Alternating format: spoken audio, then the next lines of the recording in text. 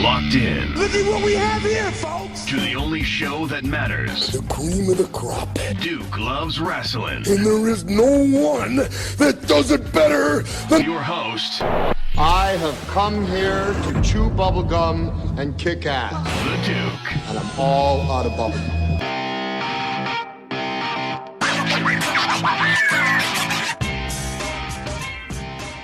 Yeah, it's your boy Kameron, and that's Kameron with a K. And it's your boy Al, and that's Alan with an A. And we are the Russell Twins. And it's your man's A Izaiah Zane, and together we are the Make It's. Yes, sir. Yeah. Well, this is exciting here. I mean, we have a trio for the first time on the Duke Loves Wrestling podcast, the Make It's. I mean, you know, you guys have really been tearing it up on the independent scene lately. What the heck is going on? Let me start off with Kameron with a K. Do people normally mess up your name, Kameron? That's why you have to remind them that it's Kameron with the K? Yeah, normally people mess it up, you know what I'm saying? But you know, I have to get announced that way so people don't mess it up, you know what I'm saying? All right, so Kameron, let me ask you this, because, you know, I'm a human being here, and, you know, human beings, we're not robots, so we do make mistakes. So if when I put this out, and I type up the bio, if I accidentally, you know, put Kameron with a C, or if, you know, spell check does that, are you and I going to have any kind of heat if I mess up your name there? Man, look, anything's possible, man. All right, so I better make sure that I do the right thing here, because I'm telling you, I know you guys down in Florida, you don't mess around. Oh, yeah, and I've seen some of your work there, and I'm definitely afraid of Kameron and Alan with an A. Alan, now this is kind of strange to me here, Alan, because I've never seen anyone spell Alan without an A. So what the heck is that all about? All right, so I'm gonna need you to calm your attitude down first off. It's when you think about it, when you get the rigmatobe and the shimnadobe, right? And then when you get when you put it together, it's like it's math, but it's not really math, right? You know what I'm saying? I gotta write that down, because I gotta make sure I keep up with what you're saying there. All right. So dropping science here.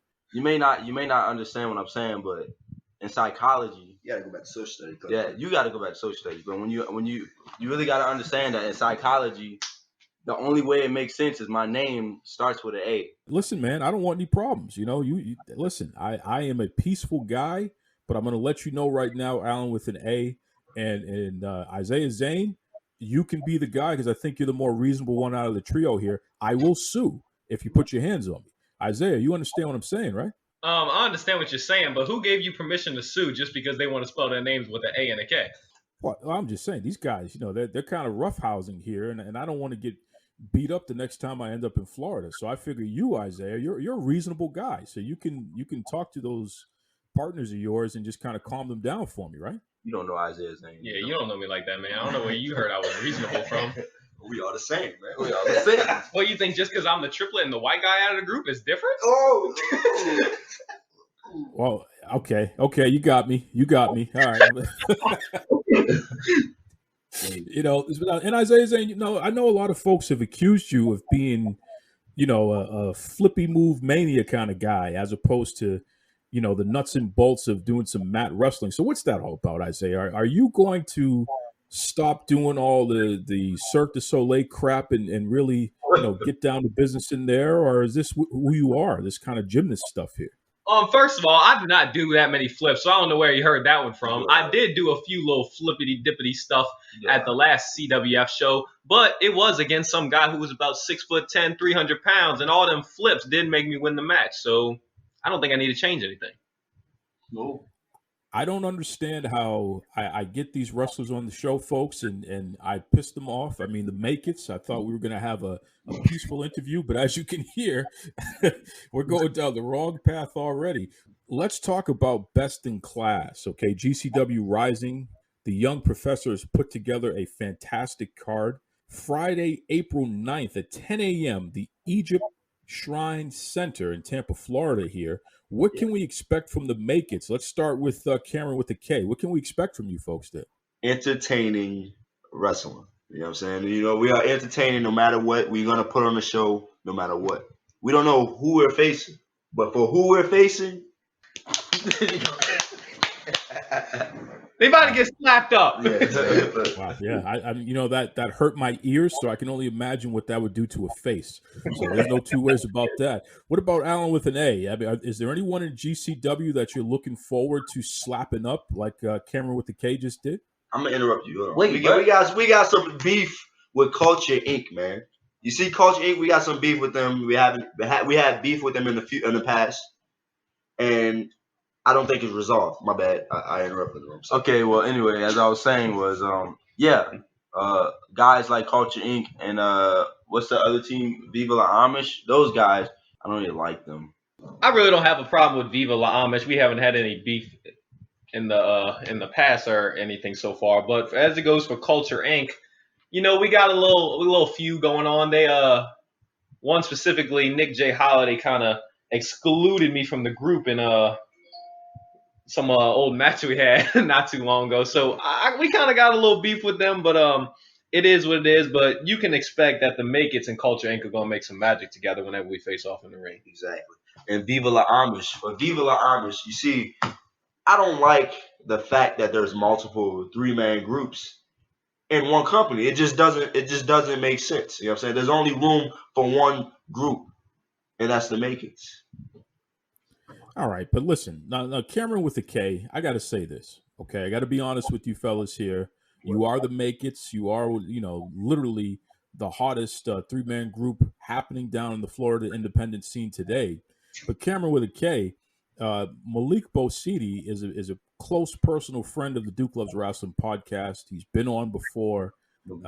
He's someone, Culture Inc., they're kind of our group here on the show. So are we going to have any heat? Because I'm more friendly with Culture Inc. I mean, I don't really know you guys too well.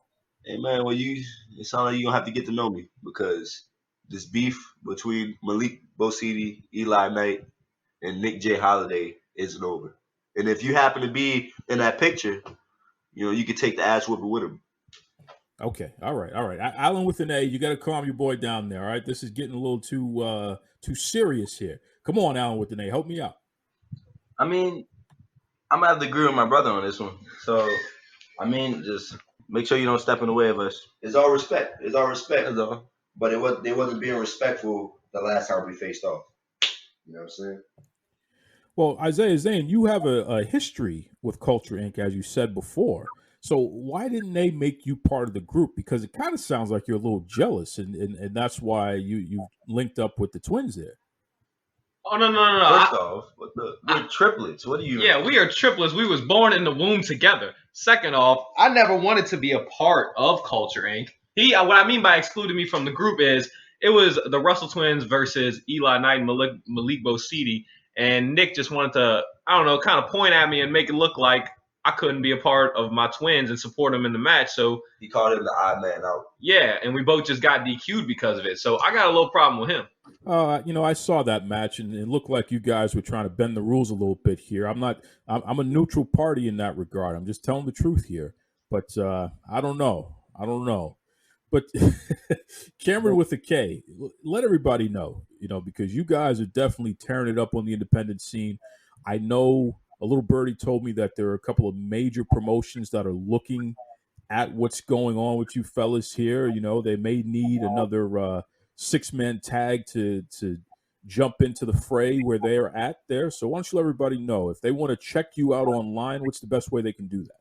All right, if you want to check me out online, you can go to Instagram. CRussell12345. That is my Instagram. CRussell12345. And you can just check me out on Facebook, Kameron Russell, but it's spelled with a C because Facebook won't let me change my username. So it's Kameron with a C. All right, look that up. And also you can find us on YouTube at the Russell Twins. It's DARUSSELL. Twins. All right, Alan with an A. I don't know how you're going to call yourselves the Make It's when your brother here, Kameron with a K, his social media has a C in it. So I'm very confused right now, okay? And I might have to give Malik Bosidi a couple of extra dollars here to straighten out Kameron with the K here since his social media is all over the place. All right. So first off, I'm gonna need you to not do that, and second off, it's spelled with a C because, like we said before, when you get the Aruba flabbing, right, that rigmarole, and then you put it together, right, right, right.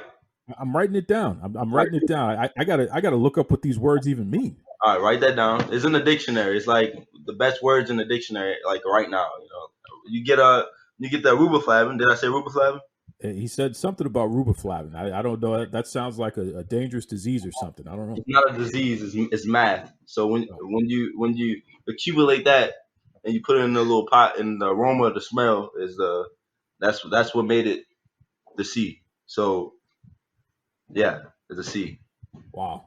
Okay. Well, Izaiah Zane, what about merchandise? I mean, I know you guys have some new merchandise that I've Hey, put the wire out there. I did not even get to say my Instagram. You do that later. All right, I'm fine. Yeah, you can get the merchandise at teespring.com/store/the-make-its. That's where you can find the Russell Twins merch. Yeah, it's where you can find Izaiah Zane's merch. And of course, the Make It's joint merch. They got t-shirts, they got hoodies, they got stickers, they got posters. I think they even got phone cases. They got jogging pants, sweatpants, everything you can find. Satchels, fanny packs, wallets. Alan with an A. What was that Instagram that we missed there?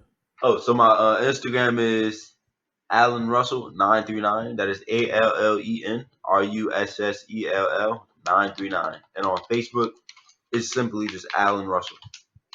You know, I got to talk to you, Russell Twins, about the fact that you both don't spell your names right. I mean, Al, it's supposed to be ALLAN. I don't know where this E came from. Who spells Allen that way? I've never seen. Do you spell Tim Allen ALLAN? I don't think so, and that's Santa Claus. Wow, you win that round. That's true. That is true. You win that round. You know, the Make It's, I got to tell you, I'm glad that I'm in Boston, Massachusetts, because that's the only reason why I can say the things that I'm saying right now.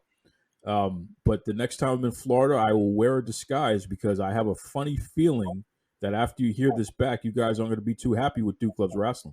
Hey, look, I'm good with names. I mean, I'm not good. I'm good with voices. So if I hear your voice.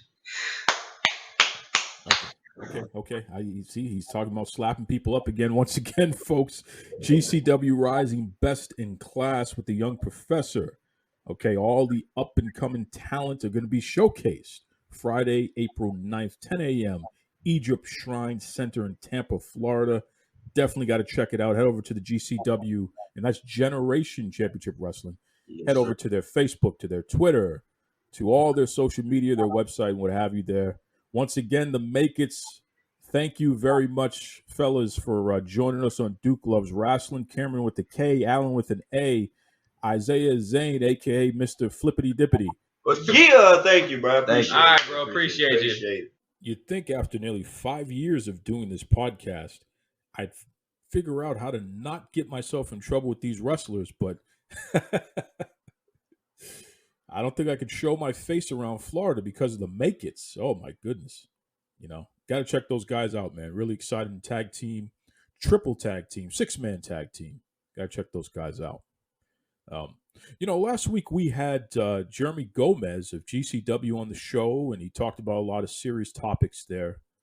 And I wanted to bring somebody on the show who was involved in the controversy because it's, you know, here at Duke Loves Rasslin, everybody has to get an opportunity to say their piece, right? And we want to make sure all the facts are made available. People can get it off their chest, and the truth can be out there for folks to consume, and then we can hopefully move on and move in a positive direction after that.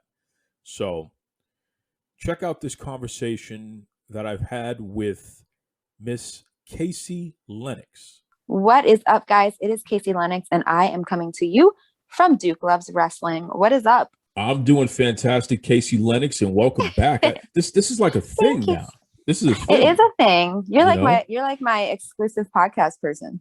Which is pretty cool. I feel honored to have that going on here because you're truly somebody that finds a way to continue to keep your name out there, huh? Relevancy. That's right. Whether it's good or bad. As long as they're talking about you, isn't that the whole point? That's what they say. But I mean, Let's be honest. It's not really good if it's bad.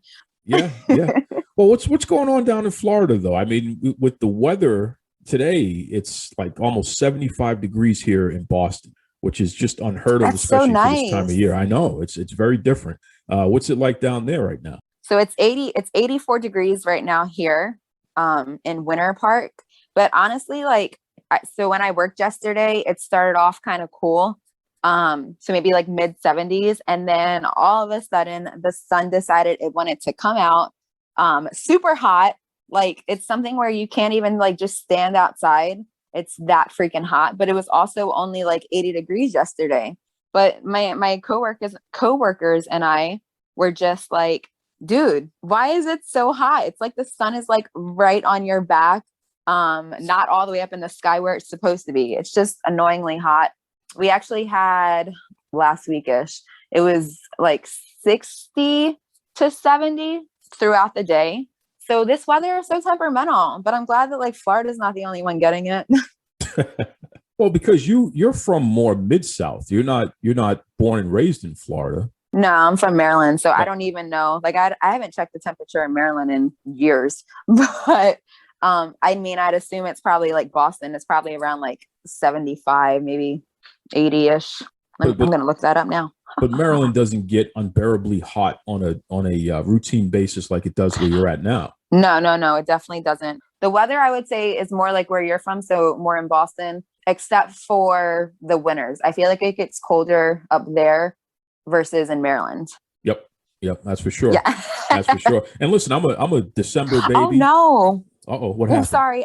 I just looked up the temperature for Baltimore. It's 57 degrees. Whoa, big difference. How in the world? Right? Like, I don't understand how Big you're 75, 57, and then 84. Like, well, some people call it global warming. I don't know. There might be some truth to that. I don't know. So I feel like it is like nowadays. I know.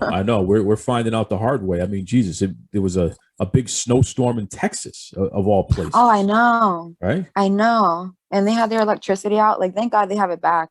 I know. That was crazy. Yeah, it's been wild. I mean, when you really think about all the things that we've all been through over the past year and change, it's really been a lot. It's been a lot. It has. With you, it really makes me give pause because Kaci, you're somebody who there was a time where we didn't even think you were going to be still in the wrestling business. You had to take some time off because you got sick. And I know we've talked about it before on the show, but just as a quick refresher, what happened a couple years back? So to I guess make things quick, a few years ago, I had wrestled at a show and then I flew back home.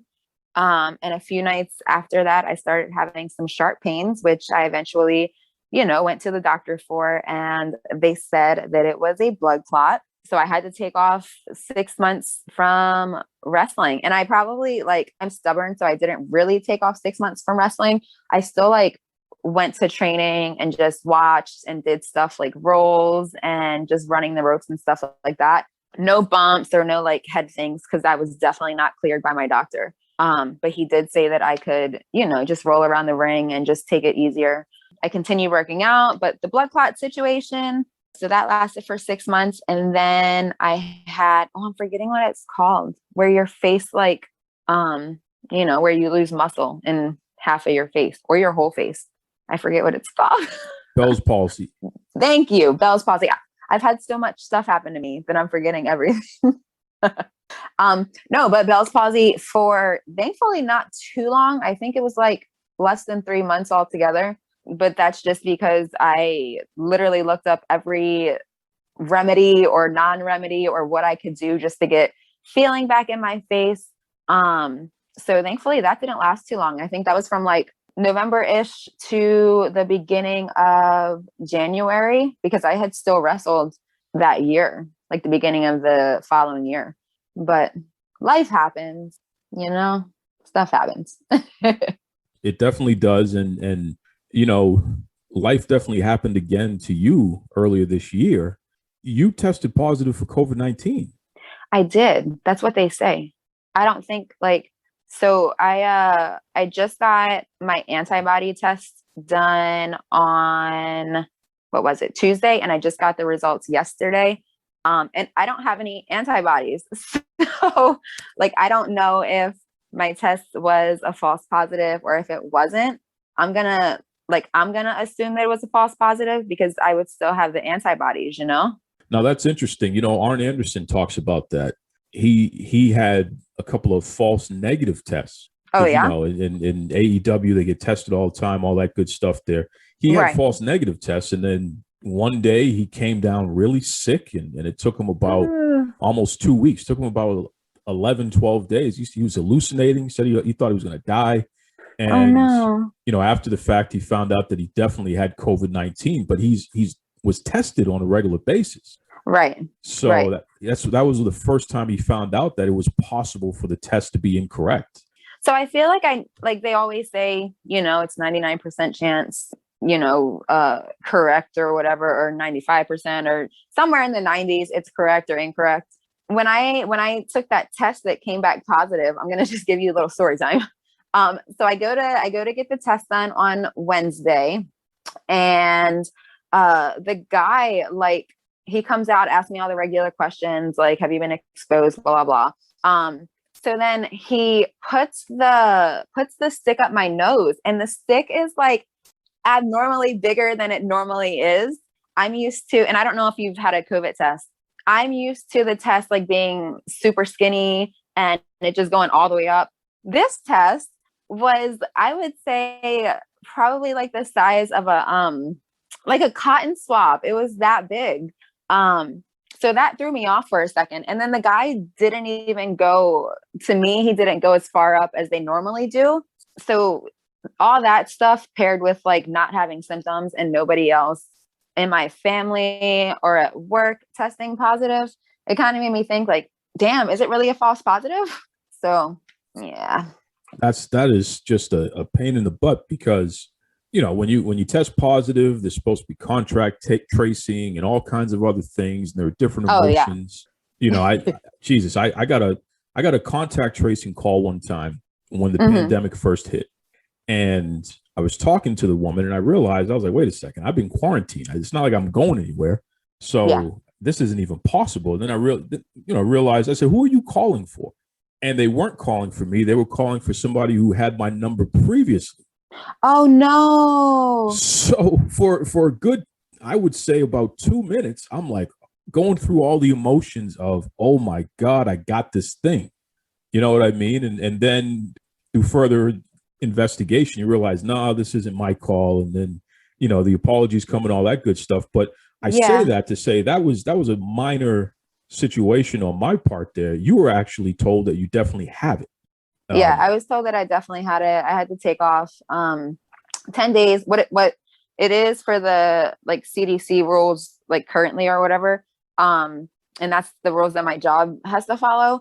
You have to take off 10 days from the day that you got your initial test. So if I got my test on Wednesday, then I would come back that following Sunday, I believe it was.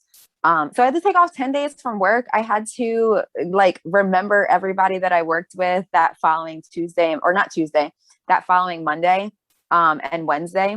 It was just a hot mess because like, I'm trying to remember everybody that I came in contact with. And like, I feel so bad because all those people had to take off 10 days as well. And I'm like, Jesus, first of all, nobody wants to take off 10 days from work. You know, that's your source of income. Second of all, I'm like, who's going to run our department? Like, I'm so work focused all the time that I'm just like, oh no. Well, and let's put this into context here. You're talking about your daytime job. You're not even talking about pro wrestling right now. No, I'm talking about my shoot job at SeaWorld. So think about this, folks. Your shoot job, your daytime job, and oh, by the way, this is a person who goes around and wrestles. So you couldn't do that either, you know, once you found out that news there. No, for sure. And I had to send person in question. I had to send the promoter the results, and that was a time. Well, let's jump into that, and that's what we've been leading up to. So there was a big controversy Yep. A lot of stuff said online, and let me just lay down some ground rules real quick from my perspective here. Everybody involved in this has been on Duke Loves Rasslin. I have a very good rapport, relationships with all of you here. I don't want anybody to be hurt. I don't want anybody to be in a position where they're being marginalized or mistreated. And I hope that everybody can find a way to come together when this is all said and done. You know, and I've said that to all parties said last week on the show. But, you know, you had Jeremy Gomez of GCW. I am going to say his name. Kim Artlip of Ignite Wrestling, and I'm going to say her name. People were complaining about you being on the cover of a poster for Ignite Wrestling, which prompted a whole level of backlash, and then GCW got involved as well. And the controversy, from the way it's been explained to me, surrounded some bookings that happened in late January, early February, in which people were concerned that you may have had COVID-19 and you didn't tell people. And then it turned into, well, she never showed us her test, so we don't know. There's a lot that's been said, Kaci. So let's start from your perspective. From your perspective, Kaci Lennox, what happened? Oh, Lord. Let's start with the first GCW show. What happened then? Where do I categorize this stuff, and I already sent you screenshots and stuff like that, so you know that everything that like I'm about to tell you, like you have everything. So before the GCW show on January 16th, Jeremy Gomez and his team, so Marquise Carter, just numerous other people, you know, on his team, they are very, you know, adamant about you having your COVID test. Like, you have to have it. If you don't show that you know, took the test, then you can't be on the show. So yes, I commend him for, like, he's been one of the only promoters that I've worked for that has required the testing, and been, you know, strict about getting it and showing the proof that you had it and, you know, stuff like that.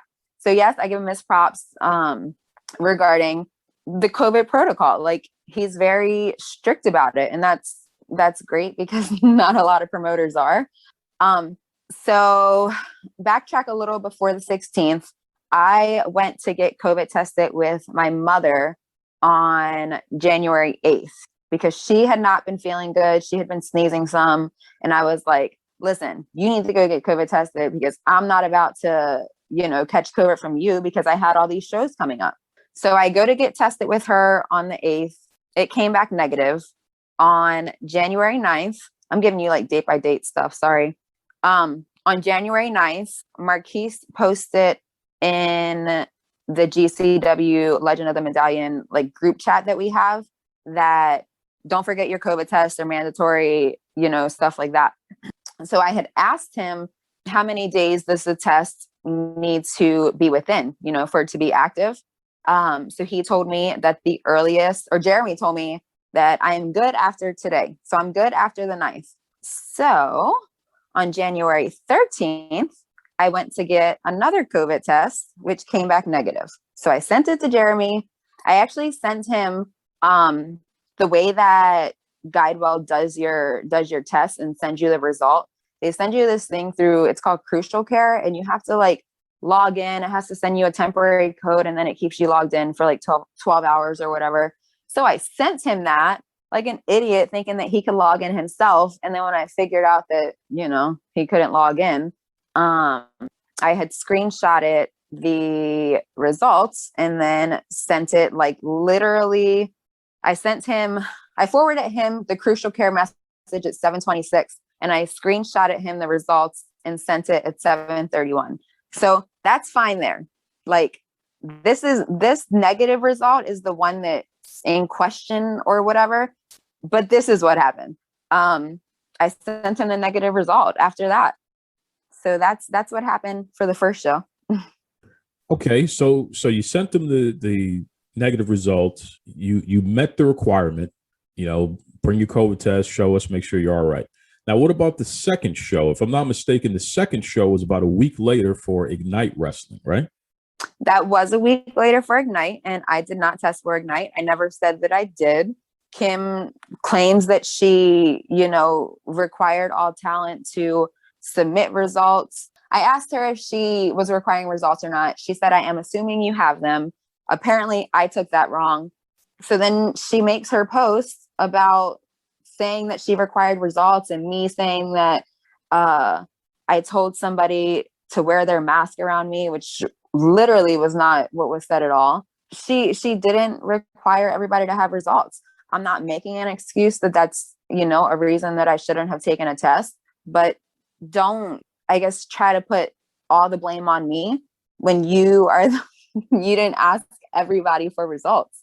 I've sent you proof already of someone that she didn't ask for results for and somebody who didn't test. So I'm not the only person that was at that show that didn't test. I'm not the only person that was at that show that didn't get asked for results. So yes, I should have tested. That's on me, but like it's kind of on both of us. As a promoter, she should have not let me work without a test result. And as a talent and as the champion or a former champion, I should have tested. So yeah, that excuse is just, yeah. Now there was a third show, which was the second GCW show. This is a week after the Ignite show, right? It was, and that show was on the 30th. So after Ignite, I went back to training. On the 26th, Devon was like, "Hey guys, if you work a show over the weekend, you have to bring back your COVID results saying that you're negative."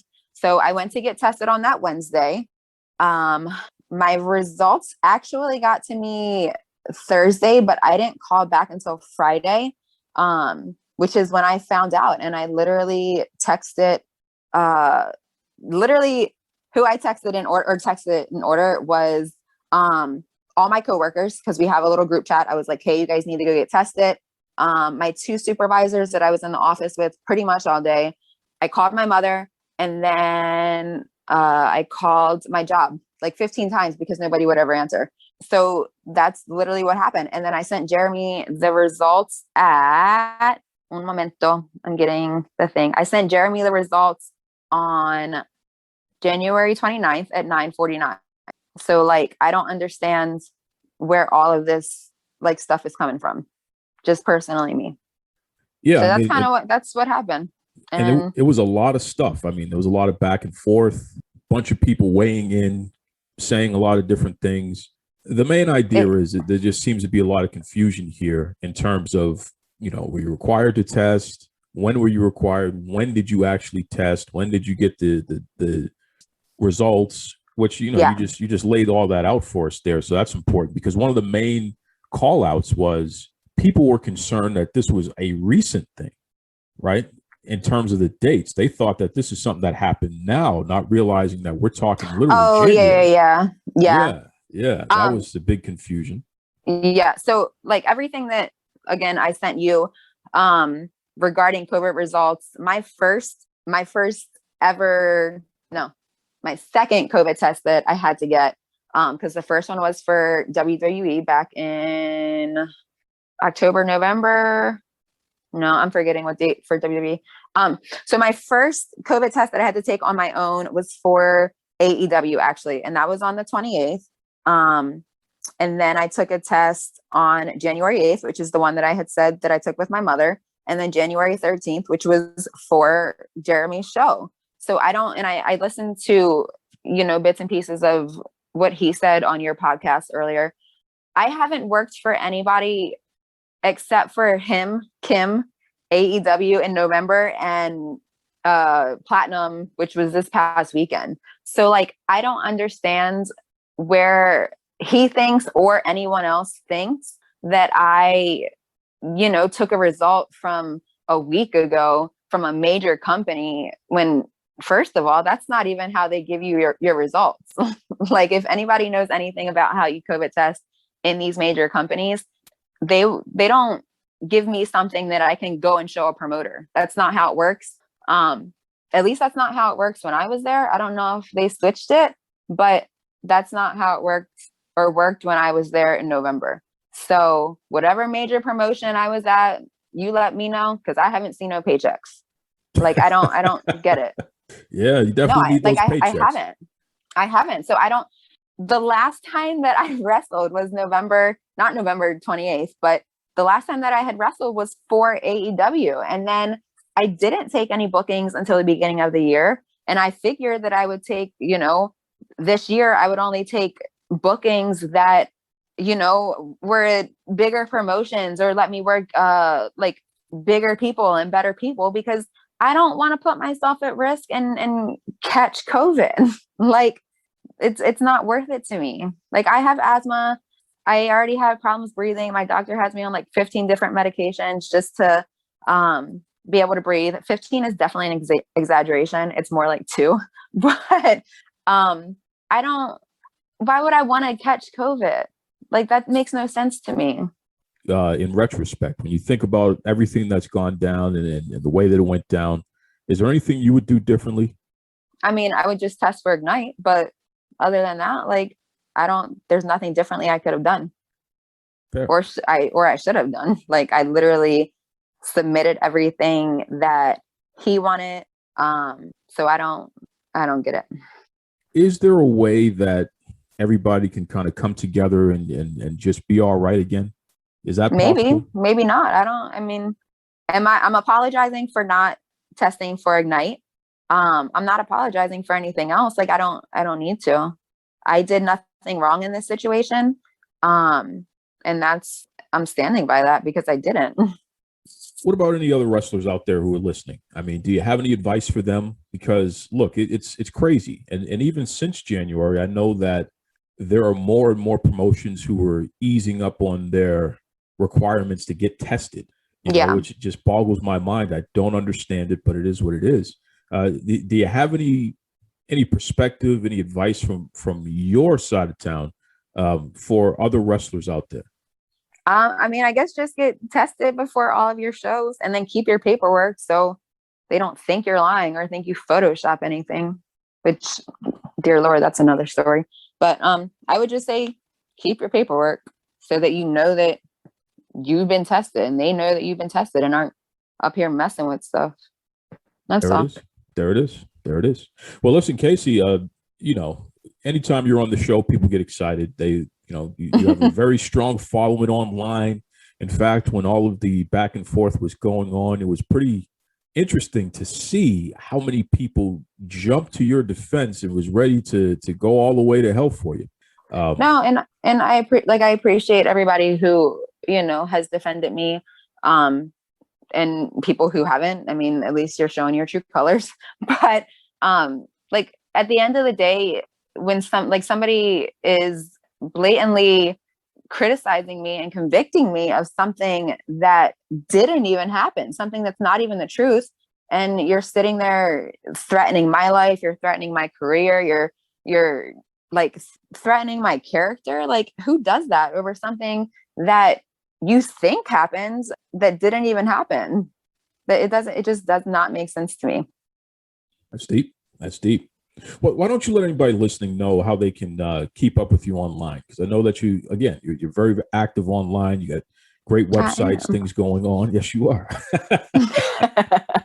How can people keep up with Kaci Lennox? You guys can keep up with me just by following me at the Kaci Lennox across Facebook, Instagram, Twitter, literally everything. And then my merch website is just KaciLennox.com. So like he said, I post everything and I'm super freaking active. And now that I have a good solid 2 weeks off, I am able to respond a lot more. So yeah, I'm very active now. Do you have any new merch coming out at all? You can give us the exclusive here, Kaci. I just, I don't have any new, I need to do a new t-shirt. I need to find a cool design, or a cool saying that I want to do. So right now I just have, the same, not the same 8x10s. I have new 8x10s. I have my KISS cards up there and my trading cards still, stuff like that. But I need to find a cool new shirt. I need to think of a little caption-y thing. But for now, just 8x10s. Her name is Kaci Lennox. Listen, once again, thank you for joining us again on the Duke Loves Rasslin podcast. Thank you for having me. And there you have it. I mean, again, we've heard from Jeremy Gomez at GCW. Now we've heard from Kaci Lennox. Still an open invitation for Kim Artlip over at Ignite Wrestling. So stay tuned. You'll see if we have Kim on the show. I just hope everybody comes together. I hope everybody comes together and gets past this disagreement that's going on here. It's pretty serious, of course.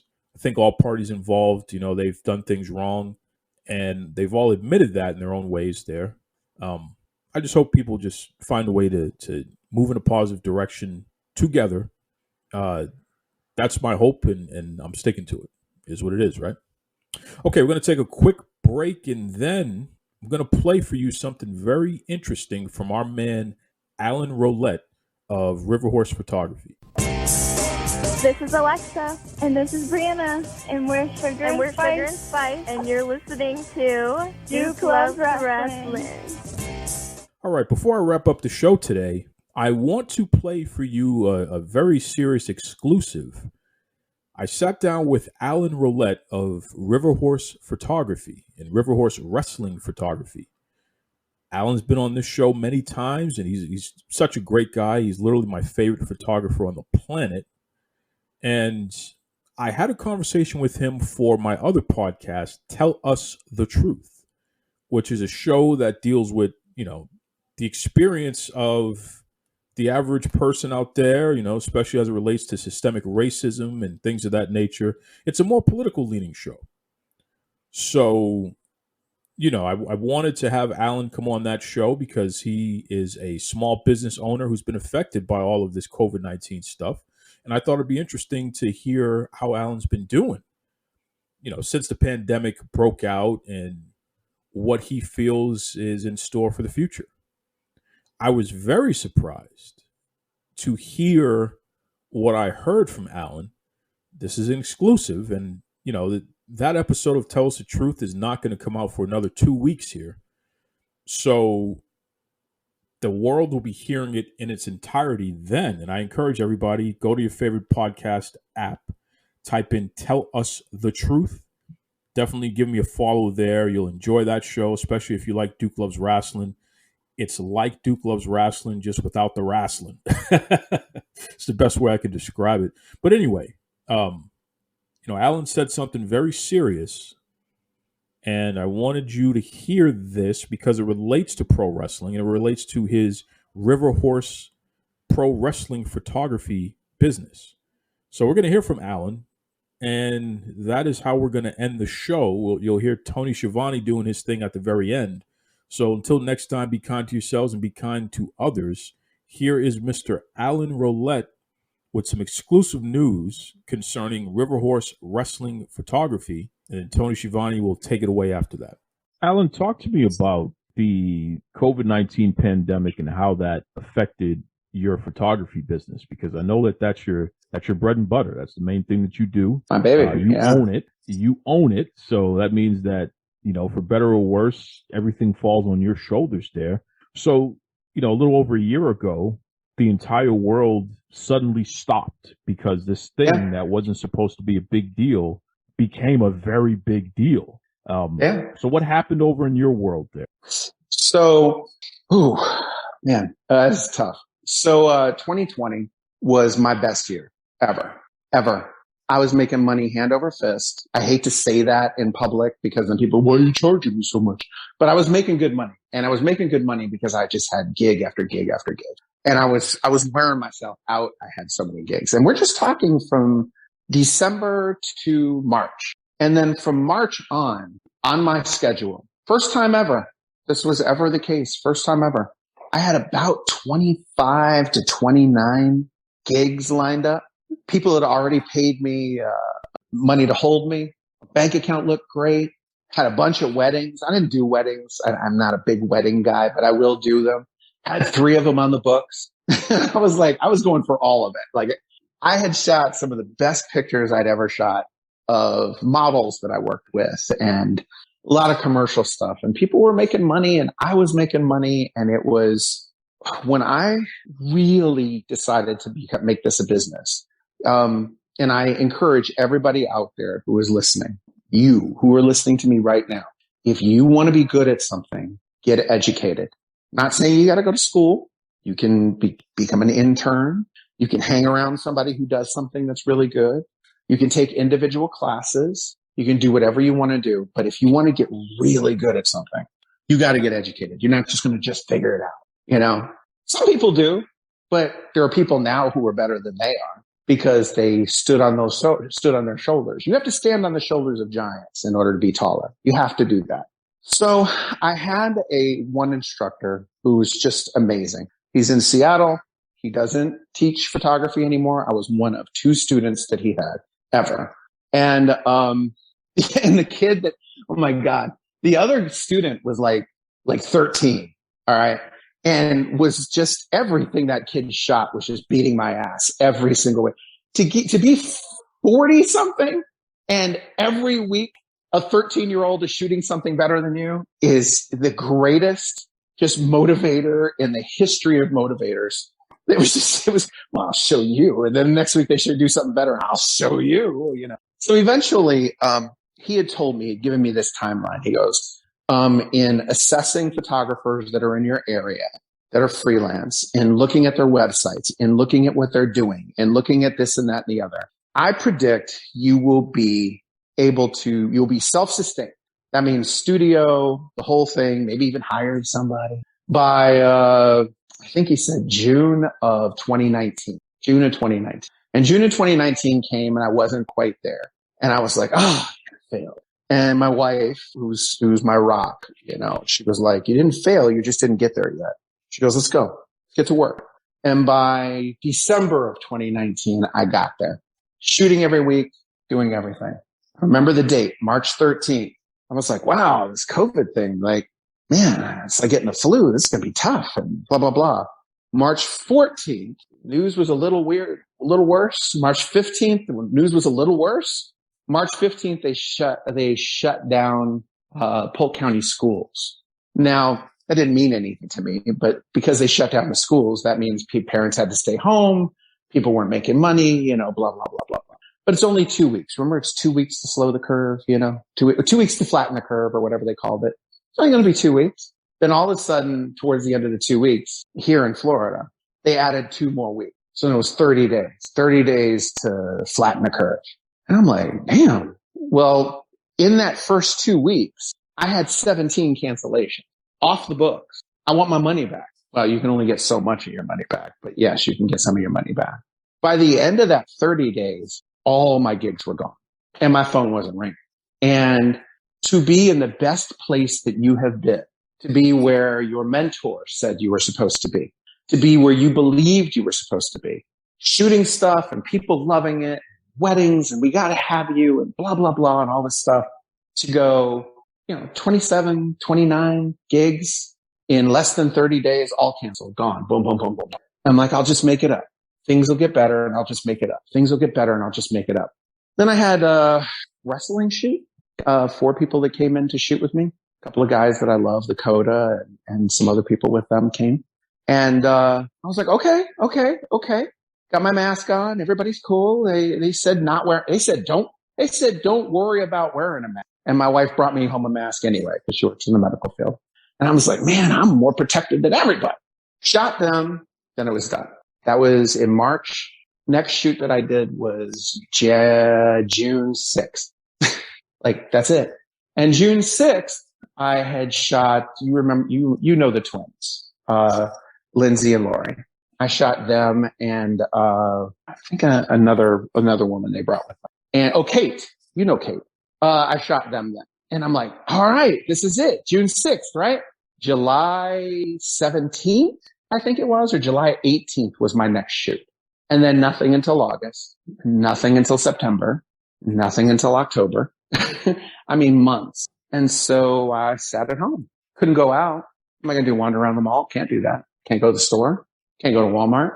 Go to the grocery store, stay 15 minutes or whatever. But it was house arrest. I was on house arrest for months. And it came out to about 7 months straight, and then I finally started getting little gigs here and there. Not big ones. I was dropping my price really super low. That desperate thing that people do. You go, well, I got to get somebody in here, even though it's not really worth your time to do what you're doing. And it's like, my God. And I just kept going and going and going and going and going. And, we got up to the holidays and I'm like, well, the holidays are my big time. Well, remember they told everybody to stay home. Don't do Thanksgiving. Don't bring your family here. Don't do this. Don't do that. And people listened around here. Or the people who listened didn't want a stranger around. So no Thanksgiving, no Christmas, January rolled around, still hardly much of anything, but it's picking up. And the way things started to happen was like in the fall, yes, I did start to get gigs, but the way it worked was this. I would do one gig and then I'd have to drive 50 or 60 miles to get to the next gig. So I was spending more time on the road or putting gas in my car than I was actually shooting gigs. So I go, yeah, I got 3 gigs this weekend, but I drove 150 miles to do it, and it was like, oh my God. Like, I shot a wedding, the 30th of, whenever Halloween is, 30th of October or 31st of October. I shot a wedding that day. It was outdoors on a lake. Everybody had incorporated masks into their costumes. So that was kind of cool. But that's it. And going from working to nothing. And but the thing that you don't get is you get emotional about your business. I feel like the people that I shoot, they're not my friends' friends. They are my friends, but they're my friends through photography. And you just don't hear from them. You don't see them. You don't know they're okay. You have to send a Facebook Messenger message. You all right? Everything okay? Yeah, everything okay with you? Sorry, I was just so fucked up about this, or my aunt got that, or such and such happened here. So then not only are you not working, then you're lonely. I had a beagle. My beagle hung around me because she didn't understand why I was home all the time. I go, what are you doing here? Like, like I look at her, she's supposed to be outside playing. I'm like, what are you doing here? She's like, what are you doing here? And eventually both of us just started sitting on the couch and getting fat. My beagle was like, Lord, 38 pounds, something like that. Supposed to be 25, just fat. Wouldn't go outside, just stay next to me. And it was hell. And things have gotten a little better. I did the first wrestling show that I shot in 13 months. I did about a month ago. I did a couple of wrestling shows this weekend. I'm going to do a couple of wrestling shows next weekend. I'm immunized, so I got lucky. My wife is in the medical field and her hospital was immunizing the relatives of people who are working with COVID patients to keep them from getting, sued. Like if I got COVID, I could say my wife did it, and sue the hospital before I die. So they would just much rather give you the shot than have you sue them. So, I got the shot. I could walk around with my little card.